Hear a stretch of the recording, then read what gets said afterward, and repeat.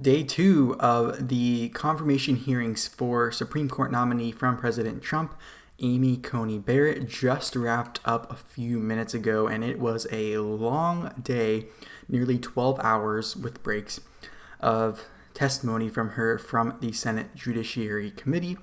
And I was able to kind of listen as I was at work all day and on my breaks and lunches, of course. And of course, the Judiciary Committee is home in Washington, D.C., so I was a little delayed. So it's only about 5 something here right now, and I'm filming this and going to upload it tonight. So hopefully you'll be seeing this before the third day starts.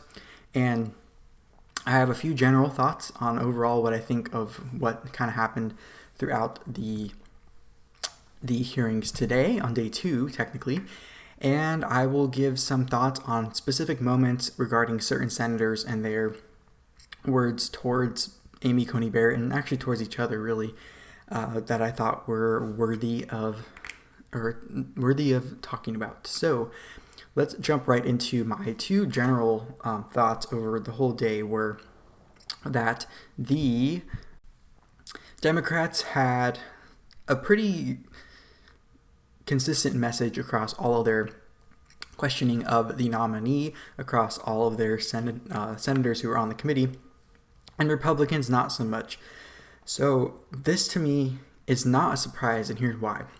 The reason most people are either on the left or on the right, meaning lean Republican or lean Democrat, is because their inherent values and things that they focus on are different. For a more liberal, left-leaning person, they tend to gear their lives or live their lives in a more collectivist emphasis on the group, the community, and kind of putting everyone before themselves in a way, if that makes sense. Whereas the Republican side, or more conservative, right-leaning people, place value on the individual and kind of making sure you're taken care of before you start trying to take care of others, or at least placing more emphasis on the individual and kind of the needs of the individual over the community. Not to say that either one doesn't care about one or the other, but the place that you're coming from as far as most important and the first thing you take care of is different for each side. So it makes sense that the Democrats on the committee were focusing more on a collective message over the Republican side of the aisle, which was focused on more of an individual agenda or message that it looked like in most cases was focused on their constituents, which at the end of the day, I mean, that's what senators and representatives are supposed to do, is represent the views of their constituents. And I think most people would agree that someone in Southern California has probably different emphasis or different value or places important on different things than someone who is in Montana or Wyoming or even Maine or Florida or wherever, or Alaska, Hawaii. So I think having the Democrats do this collective message, which they tried to paint as a universal issue, may actually end up hurting them as far as what their job is to do, which is to represent all the people that they represent. And that also could kind of support the idea that the system maybe isn't the best it could be, or that is the flaw in the system, which is that clearly I'm in California, so there's nearly 40 million people in California, and we have 2 senators. So I don't think it is realistic to think that my 2 senators, especially that they're both Democrats and I'm a conservative Republican, that they're representing my values. I think that's a very difficult task for 2 people to represent 40 million, but that's also why we have a House of Representatives, which is appropriated or cut up based on population, which my current representative doesn't really represent me either, but that's why I'm voting for someone who actually does. So anyways, that is what I wanted to kind of say about the overall overarching theme of the day. So now I want to get into different senators throughout the day that I thought were noteworthy about what they said and what they talked about and how they addressed Judge Amy Coney Barrett, who is the nominee for the Supreme Court. So let's get into it. So the first person I was thinking of, or that was noteworthy to me, was Senator Dick Durbin, who I put a note here. It's kind of petty of me to say his name speaks for itself, but anyways, just his tone to me kind of fits his name. But I was saying I was interested when he was starting to push the gun control argument on, or at least question Amy Coney Barrett on gun control. And he cited, which he represents Illinois, and Chicago, the city is in Illinois. They are notorious for their gun violence. And he blamed, or put a lot of the blame on, the violence in Chicago from states with less stringent laws. So, and he actually did this by calling the people who go to a different state, obtain a gun, and then cross the border to come to Chicago to commit these crimes. He called them, quote, where am I? Oh, I'm missing. He called them, quote, gangbusters or gangbangers and thugs. And what's interesting about this is I have heard virtually no backlash to him calling these people gangbangers and thugs when President Trump and a Republican or right-leaning conservative used these terms. They were called racist. So I think it's interesting that the double standard exists, and it just further proves the point that it doesn't matter about all these virtue signal things like race and religion and sex and gender and sexual orientation, whatever, gender, or I already said that. Those are all means to an end as far as ideology. So they support all those things being diverse or wherever you stand on those things, as long as you agree with them ideologically on their left-leaning thought process or ideology that I kind of touched on at the beginning of this, of my overarching theme of these hearings. So I thought that was a very interesting point. And I'm outraged by them calling them gangbangers and thugs because of the double standard. So anyways, and if anything, this to me, this supports actually the idea of that we shouldn't have gun control, because clearly the stringent laws in Chicago are preventing law-abiding citizens from protecting themselves. So my question is, why do you think quote-unquote gangbangers and thugs are going to other states to get guns and then come to Chicago to commit the crimes? It's because they know there's a better chance that if they commit a crime in Chicago, there's a lower chance that they're going to be met with the same criminal behavior or the same gunfire if they shoot first. So to me, this actually supports the idea that we should not have any gun control, and that any gun laws that are an infringement on our Second Amendment and a right to keep and bear arms is a problem, and that is what is fueling the gun violence, which seems to be the opposite argument that is being made by people who are proponents of gun control. So that was one interesting thing I thought. And one other note I mentioned that was kind of a general note that I'll touch on right now was I put these senators, many of them, are out of their league, it appears, or just being good lawyers fighting for a certain side, meaning a defense against Amy Coney Barrett, or they're just ignorant and bad lawyers who are ignoring the facts. I don't know which one it is because I'm not a law professional or a lawyer, but to me, something was just off about these senators, and apparently a lot of them were practicing lawyers, the way they were going about it, and almost placating to the ignorance of the people watching and hoping that their constituents who are considering voting for them or considering voting for them again are ignorant to the facts and logic and widely known information. So I thought that was very interesting. And to me, this is just coming from my stance as an American kind of, and if I was on the Senate Judiciary Committee, I would be coming from a place of an engineer who's in California, who's not a lawyer, but is seeking an understanding in areas that I'm not very clear on, to kind of see if her judgment is acceptable for the Supreme Court, meaning she's representing the law, which is supposed to be applied equally to everybody. So that was another overarching theme that I noticed during these hearings. Let me grab one thing. All right, so then next was Senator Mike Lee, who hit on actually a good point by recalling Joe Biden, who is the presidential nominee for the Democrats, who is actually a running mate is Kamala Harris, who's on this committee. I'll mention her in a second. She's actually one of my senators, like I've mentioned a million times on this channel. And he used Joe Biden's words as the chair of this committee in the past against him when he was senator. I thought that was very smart because clearly the Democrats are using this as a kind of a campaign event for all of them. And I think it was smart of Mike Lee to not only tie in that committee and a confirmation hearing, but do it while attacking the Democratic nominee for president. So I thought that was very smart of him.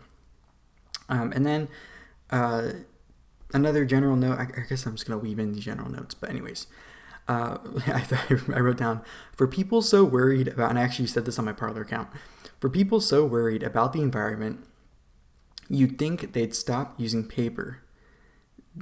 They used tons of paper and poster boards galore throughout the thing. And considering that the committee rooms have flat screen TVs now, and it's pretty widely used in government offices, if you will, I don't understand why they're doing that when their rhetoric around the environment is that it's an existential crisis. You'd think if it was an existential crisis, they would be doing everything in their power to personally not contribute to the problem that's existential. But we all know the reason why they're calling it existential is because they are in favor of big government, and they want a big government takeover of virtually every industry, leading us to a socialist economic policy, which eventually leads to communism in order to implement and enforce the socialist regime or ideology. So we know where that's going. But I do understand in a way why they are using the poster boards, and it's because it's an object they can place right in front of their face, and we know the cameras for the TV are going to show that, and so this is a way for them to make sure that the cameras of cable news, whatever online outlet shows the pictures of what they're doing, which they were trying to appeal to that emotional side of people regarding healthcare. So I thought that was a very interesting point, and I wanted to make sure that I touched on that. So then we got to Senator Amy Klobuchar from Minnesota, who made the mistake, and actually Cory Booker made the same mistake later, and I'll touch on that, but of repeating the historical twist on Abraham Lincoln's words regarding appointment or nomination of a Supreme Court justice that Kamala Harris actually mistakenly made in the vice presidential debate last week. And the problem is with that whole claim is the two situations are not comparable, meaning during Lincoln's time, the Senate was in recess from July to December. And in that recess, a Supreme Court justice died, meaning leaving an opening, and an election was happening. So the schedule or the calendar of the Senate has changed since then, meaning the recess isn't as long, and kind of the precedents and the rules have changed regarding nomination and coming back from recess or getting a committee to come back during a recess, if you will. So that whole thing has been debunked. And I just think it's interesting that they made that mistake multiple times. And what I loved also about this whole confirmation hearing was actually Amy Coney Barrett's testimony. And to be honest, she is so impressive to me. Maybe it's because I haven't watched a full confirmation hearing, or I'm just forgetting what it's like because it's been 2 years since the last one, and the last one was completely off the rails most of the time, so maybe I'm just not remembering correctly. But she is so poised, so intelligent. She didn't take any notes, and she didn't have any notes in front of her, and she really didn't skip a beat when being asked about certain cases and her history and her writings and her decisions, her dissents, whatever it was. She knew exactly what they were talking about, and it's clear that she knows her stuff, and she's not just a pawn or a puppet that's being propped up there and needed a whole binder full of information to be able to speak or answer these questions. And I think that is really impressive, besides the fact that she's basically, in my opinion, the epitome of a modern woman. Meaning she has a career, which she is reaching the top of her career, basically. She has the family. She has the home life. She's able to do extracurriculars with her kids and professionally and make it look easy. I mean, I think that's all we can aspire to be, no matter what gender you are, or what race you are, whatever your makeup is. And I think that is so inspirational, and the way she carries herself and her commitment to her oath of office and her oath as a judge is so commendable, I think, from anybody who is willing to put their own personal ideas and preconceived notions aside. I think that is something that, if we can all admit that that's really impressive, I think that is a win for everybody. And it appears that actually the senators are all really behaving themselves in this one.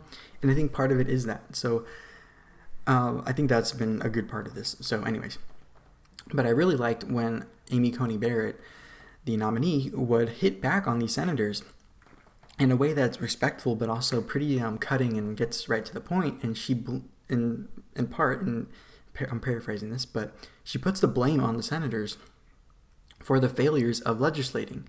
Or, and if not the failure part of it, it's when a legislator or the senator would question her about something and she would say, I'm not giving that opinion because blah, blah, blah, blah, blah, but you as senators and legislators can change that law and then I will apply it where it's necessary or where it needs to be applied. And I thought that was so perfect because and that's why I'm really supportive of this nominee, is she is going to bring us back to what the separation of powers and what the judicial branch is supposed to be, which is they apply the laws. They're not supposed to make up the laws or change the laws or twist the laws or see them as what they want them to be. They're supposed to see them as they are.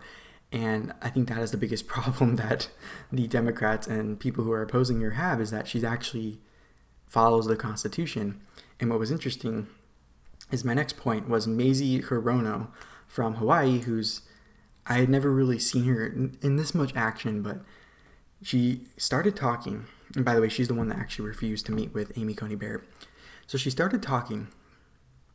And Amy Coney Barrett is really impressive because she listens really well. She doesn't try to interrupt. She doesn't overspeak. She waits for a question to be asked. And most of these senators who didn't really want to hear her answers because her answers weren't what they wanted to hear, would continue to talk in circles and talk for a long period of time. And Mazie Hirono was the one that I think everyone, and I saw a lot of people commenting or posting about this as it was happening, was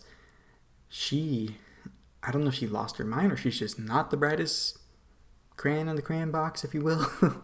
But she just kept talking and talking and talking, and she would almost I guess they're just so used to just talking and talking and talking, like a filibuster type thing, that she got to a point where I think she even confused herself, and she had to pause and kind of just regroup for herself and switch gears. And it's just like, I kind of saw Amy Coney Barrett, maybe it's just the way she looks when she's kind of listening intently, but she was kind of like listening and trying to follow along and maybe waiting for a question. But then Senator Hirono never, she only asked one question, and it wasn't even a good question. It was kind of her trying to buy time to find something else to talk about. But it was really strange, and she kept veering off to a different subject. It wasn't very focused, and I don't know, something about it was just weird. And I saw some people call her stupid or mentally challenged, and while I don't think Mazie Hirono is that, if you just saw that clip of her, you probably would think something was up.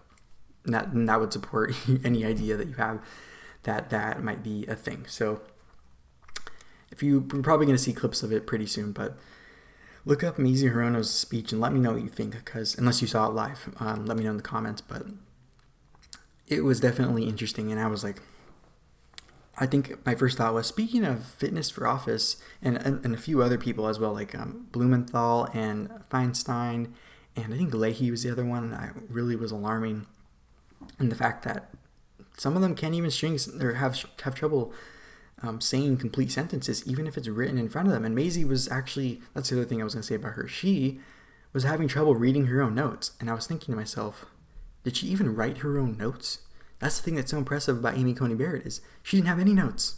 And she was eloquently speaking because it's her true, authentic self speaking. And I have a feeling a lot of these senators that are having trouble reading the words on their paper, or don't know exactly which poster board is coming up, or they're talking in circles, or they're contradicting themselves, I have a feeling they're not really there representing their own values or the values of their constituents. They're just there as puppets. That's my opinion. Okay, so then we got into Kamala Harris, who I have two more, Kamala and then another person, and then I'll wrap up. But Kamala, the most noteworthy thing besides her doing her normal smug, condescending, inappropriate behavior that she displayed during the VP debate, which I have a whole video on that, and her opening statements from day one, Kamala submitted 3 letters, but 2 from one organization and 1 from another, that she apparently thought was something impressive. But to me, maybe it's because I just don't like Kamala and I don't like her ideas, but to me these things screamed, this is why I support this judge. And the 2 or the 3 letters, one was from the NAACP, I guess we're not supposed to call NAACP anymore, whatever, opposing the nomination, and the NAACP law organization, or part of the law part, I don't remember exactly what it's actually called, and then from Planned Parenthood. So I just think it's interesting that the NAACP is opposing a nomination from someone who upholds the rule of law, which is in support of the NAACP, their initiative, even though I personally believe having an organization based in race is kind of supremacist, if you will. And as far as Planned Parenthood goes, Judge Amy Coney Barrett is a pro-life person. In the hearings, it did come up that she has ruled in favor of abortion clinics because the law was written that way wherever the issue came up. And so I don't quite understand that, and I think it was another misstep on Kamala's part. And I did see people parlaying or posting online about Kamala once again getting her ass handed to her by someone who clearly is more intelligent than her. And to me, I'm thinking the pattern is she is, like I said, smug, condescending, inappropriate, whatever, who has that smirk on her face or that laugh when she is confronting and being schooled by people who are maybe more accomplished than her, or people that she may be jealous of. Just a thought. Maybe you can correct me or say otherwise, but let me know what you think about that. And then the final senator I want to make a note on from today's Day 2 hearings on Judge soon-to-be Justice Amy Coney Barrett is John Kennedy, and he is one of my favorites because he's a straight shooter, and especially when he called out Senator Harris, who actually spoke right before him, for attacking the character and integrity of Judge Barrett. And I like him because, like I said, he's a straight shooter. He doesn't beat around the bush. He's well-spoken, kind of humorous, and I think, to me, that is the best way, in my opinion, to get around and get straight to the point, especially in government where there's so much time wasted on shenanigans, as we saw in a lot of recent events. And so I appreciated him and his demeanor and his way of approaching things, because I kind of relate to that in some ways. Sometimes I'm a little too honest, and I appreciated also Senator Kennedy's opportunity for Judge Barrett to respond to critics of her calling her a white colonizer for having 2 children that she adopted from Haiti who are black. So that's kind of my review of the day. And the last senator that spoke was Marsha Blackburn, and she just kind of tied a few loose ends, and she's going to speak more tomorrow. So maybe I will have more to say about her tomorrow. But I'm going to wrap this up here. Let me know what you thought. Are you going to go watch back the entire day? Did you watch the entire day or listen in as you were working or doing other things throughout the day? Did you just get frustrated and are you just over it?